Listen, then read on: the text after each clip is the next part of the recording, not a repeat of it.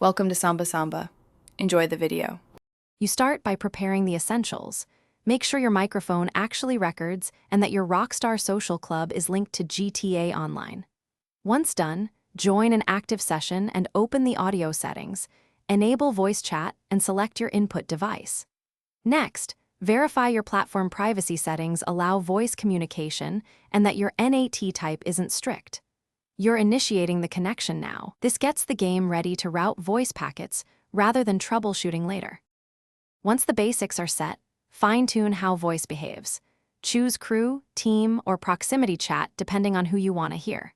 Then adjust microphone sensitivity and in-game voice volume so speech isn't clipped or drowned by music and SFX. If other players still can't hear you, inspect your router. Enable UPnP or forward ports used by Rockstar to improve connectivity. Make sure party chat versus in-game chat selection matches where you're trying to communicate. Otherwise, audio routes to the wrong channel. Finish by saving settings, then restart GTA Online and your console or PC to apply changes.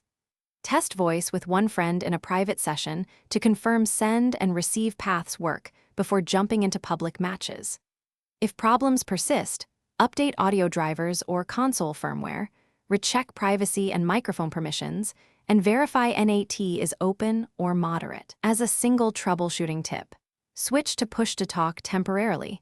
It often bypasses idle mic detection and isolates whether the issue is sensitivity, permissions, or network routing. Thanks for watching. Consider subscribing if we helped you.